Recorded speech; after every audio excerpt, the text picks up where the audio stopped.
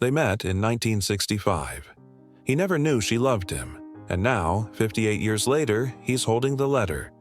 She never sent. It was a gray October afternoon when Harold opened the worn shoebox. The attic smelled of dust time and something unspoken. He hadn't been up here in years. His wife Ellen had passed away 6 months ago. Cancer, and only now had he gathered the strength to sort through her things.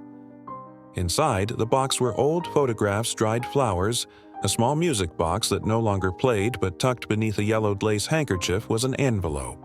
It was sealed. His name was written on it in Ellen's elegant handwriting, but the date stunned him. October 12, 1967. Harold stared at the letter that was a year before they even started dating. Hands trembling, he sat down and opened it. Dear Harold, you'll never read this, I'm sure, but I have to say it somewhere today. You smiled at me in the university library, and I almost forgot how to breathe. You asked me for the history notes, and all I could think about was how you smell like fresh rain and tobacco. You'll never know what that did to me. But you're dating Susan now, and I'm just Ellen, the quiet girl who always wears her hair up. I'll keep pretending to be your friend, but oh, Harold, you've stolen something from me and you don't even know it. Harold blinked. His heart thudded in his chest.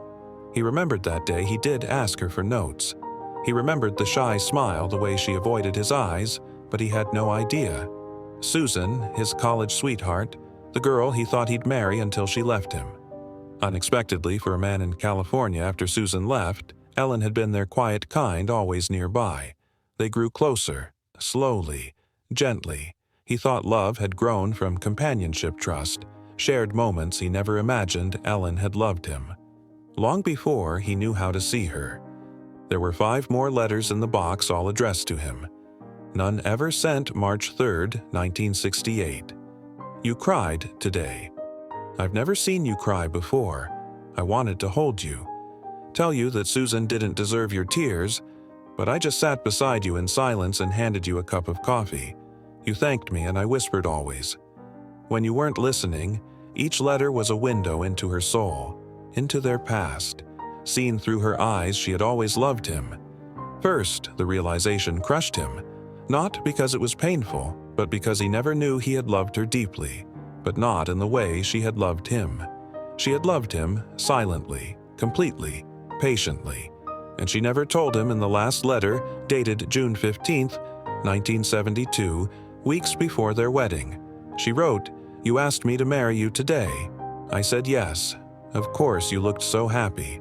I wish I could tell you the truth that I've loved you since the moment you forgot my name in class and called me library girl for 3 months.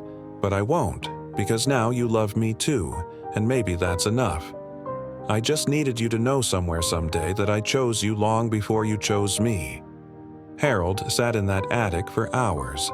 The sun dipped below the trees outside. He read the letters again and again. Tears soaked the dusty floorboards beneath his feet.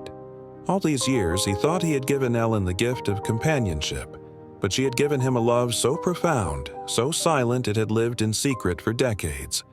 He thought about the little things, her smile when he told bad jokes, how she made his favorite soup during flu season, how she still wrote, "I love you" on napkins. Even at 70, she had loved him quietly, but with the strength of 1,000 storms. A week later, he visited her grave. He brought the letters carefully placed in a weathered leather folder. "I found them," he whispered, placing the folder on the stone. "I found you." There was wind in the trees, a soft rustle, almost like a sigh. Some love stories are loud, but the ones we remember most are whispered between the lines of ordinary life. Have you ever wondered what someone never told you?